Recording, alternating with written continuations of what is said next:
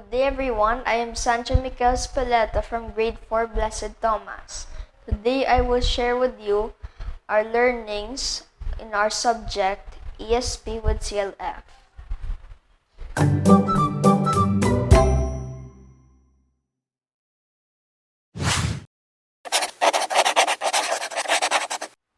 How many of you have rules in your house or chores to follow every week? These rules are in place so that we can have a relationship. I can show my parents that I love and honor them by obeying the rules with the right attitude. The 10 Commandments are a lot like these rules. God wanted to have a relationship with Him and with others. That is why He gave these rules. And by obeying these rules, we show how we love and honor Him so that we will have a relationship with Him as well. Let us now review each of these commandments so that we can understand them fully. You will notice that the first commandment are directed towards the love of God, and the remaining 7 are directed towards the love of our neighbors. The first commandment is, "Thou shalt not have no other strange gods before me."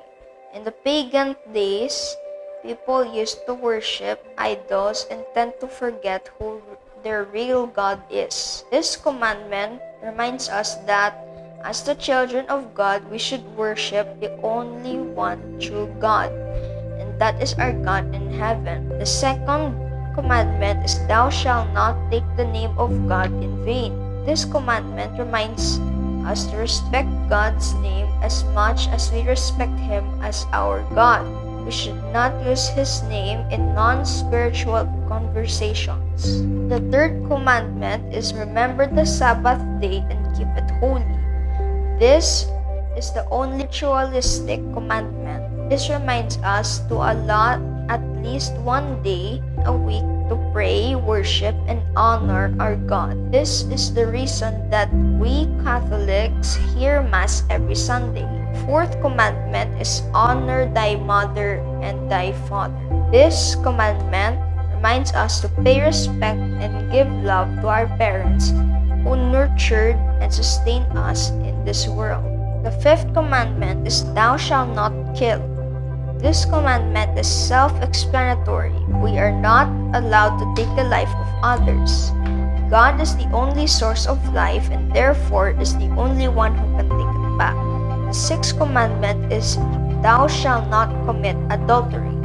Later, when we grow up and have a married life, this commandment tells us that we should not have any sexual relations outside our marriage. We should always be faithful to our partners that God has given us. The seventh commandment is, "Thou shalt not steal." This commandment tells us to work hard and strive in order to get what we wanted in life. Stealing or possessing things what others have worked hard for is a sinful act and that God would not want us to be. The eighth commandment is, "Thou shalt not bear false witness against your neighbor." This commandment reminds us to be truthful and honest. We should never say anything untrue about another person. Always remember that we can never go wrong if we stay truthful and will not lie. The ninth commandment is, "Thou shalt not covet your neighbor's wife."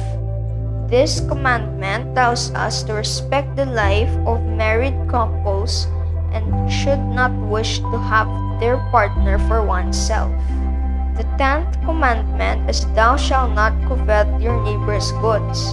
This commandment tells us not to want and not to be jealous of what others have. Instead, this reminds us to be contented and be happy of what God has given to us.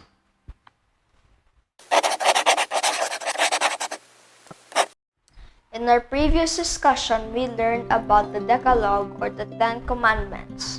It is best summarized by the phrase, "love of God and love of neighbor." Let us all remember what Jesus said Whatever you do to the least of your brothers and sisters, you do it unto me. And so, it is important to show some love to one another, especially in this time of pandemic, because through this, we are also shown our love to God. And by showing love, we mean that we share our hand to those who are less privileged and offering them prayer to lessen their pain. The Ten Commandments also tell us the core value of veritas or truth. It teaches us how to be truthful to God and to one another. In the same way that if we disobey the Ten Commandments, we are following the path of lies and deception instead of truthfulness. And speaking of truth, in today's world, we are fed up with a lot of information from the internet. Social media, for one, is a good place to spread truth, but is also a place to spread lies and deceit. Knowing the Ten Commandments by heart, how do we verify the truth from this information? Let me show you some tips. Number 1, let us always do a verification process. Always know if your source is legit or not. Number 2, let us always be vigilant on what we read and hear. Number 3, always ask yourself these questions. Is this against the commandment of God? And will this harm others? Previously, we discussed about truth. We learned the importance of spreading true information and verifying the truthfulness of information we receive. For us to validate truth and make correct decisions, we should learn how to think critically. Critical thinking helps us to distinguish the right from the wrong and the truth from the lies. Here are 6 steps of critical thinking. Knowledge is knowing what a certain information or situation is all about. Comprehension is the ability to understand what you learn from that information or situation.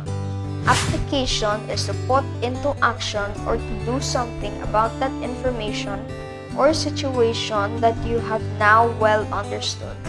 Analysis is to do the detailed examination of the circumstances resulted from your actions.